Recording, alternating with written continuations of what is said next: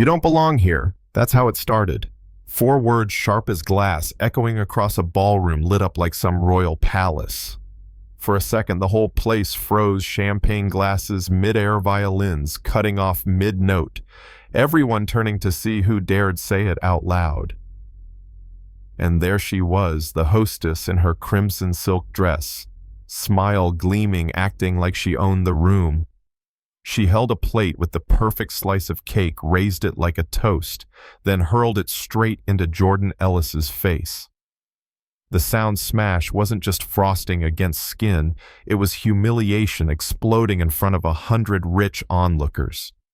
White streaks slid down Jordan's cheeks across her coral dress, and instead of shock, the room filled with laughter. Harsh, nervous, relieved laughter, the kind that says, "Thank God it's not me." Phones went up like fireworks. A man coughed before joining the cruel chorus. And over it all, the hostess's voice rang out. Money doesn't buy class. Most people would have crumbled right there. Jordan didn't. She didn't scream, didn't cry, didn't even flinch. She just stood, spine straight, eyes steady, then slowly lifted her hand, scraped frosting from her cheek, studied it for a beat, and let it fall to the marble floor. That tiny splatter echoed louder than all their laughter. And just like that, some of the chuckles died in people's throats. But the hostess doubled down. She circled Jordan like a predator, every step clicking against the marble. Some doors, she purred, are meant to stay closed. More laughter followed, but weaker this time. People glanced at each other, uneasy, but no one dared step forward. That was the rule in circles like this. Better to side with cruelty than risk exile.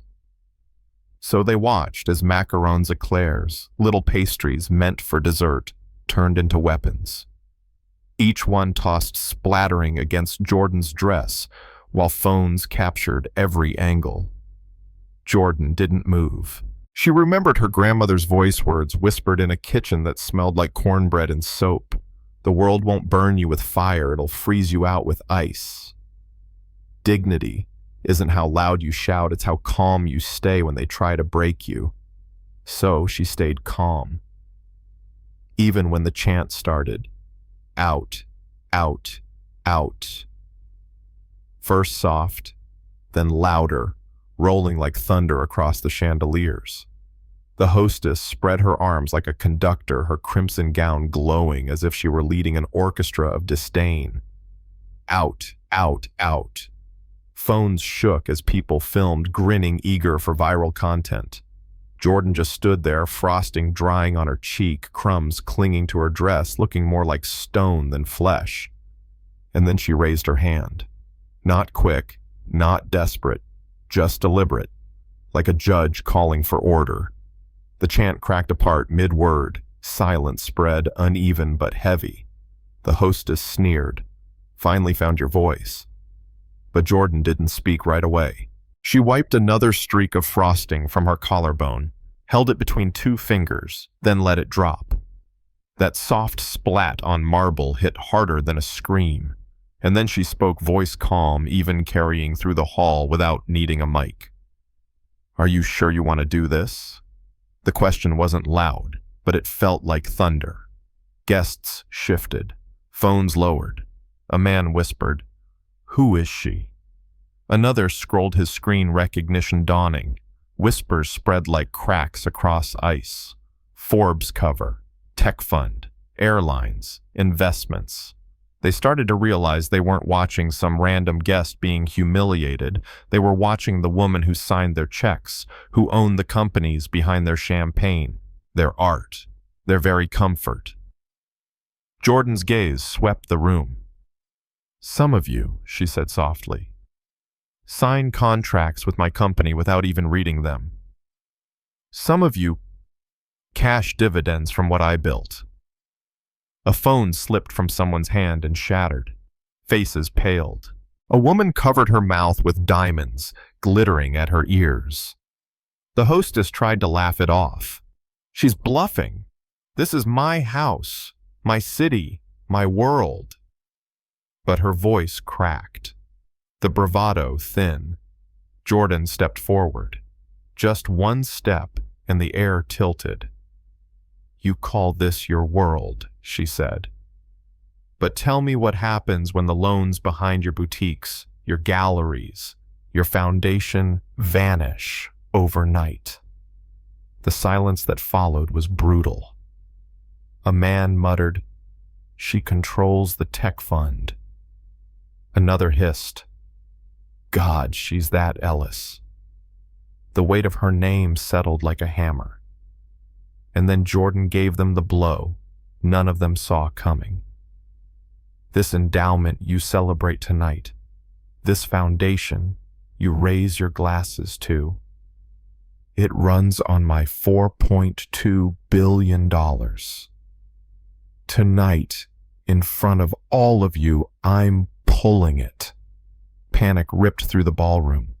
People gasped, scrambled for their phones, whispered frantically. That's their entire lifeline. Without her, they collapse. The hostess staggered, her champagne glass slipping from her hand, shattering across marble golden liquid pooling at her feet. You can't," she stammered suddenly, small stripped of glamour. Jordan didn't even raise her voice. It was. But now, it ends. And just like that, the gala wasn't about humiliation anymore. It was about survival. Guests who had laughed minutes earlier were now backing away from the hostess, desperate to disassociate. Some called drivers, others checked markets, reporters, pushed forward cameras, flashing. The empire the hostess claimed as hers was crumbling in real time, and she couldn't stop it. Jordan, though she didn't rush, didn't gloat. She just stood taller, frosting hardened into scars across her coral dress, eyes steady. Her voice rang clear. "Dignity is not for sale. Power isn't a crown you wear, it's the truth you stand on when the world tries to break you." The crowd parted as she walked toward the doors, heels clicking like drums. People stepped aside instinctively, like subjects clearing a path for a queen. Photographers surged flashes like lightning. And just before she left, her final words cut through the silence. "Humiliation doesn't weaken us. It reveals who truly holds the crown." Outside, the cameras caught her exit, turning it into a coronation. Inside, the hostess collapsed into a chair, her crimson dress crumpled champagne staining marble at her feet. Nobody came to comfort her.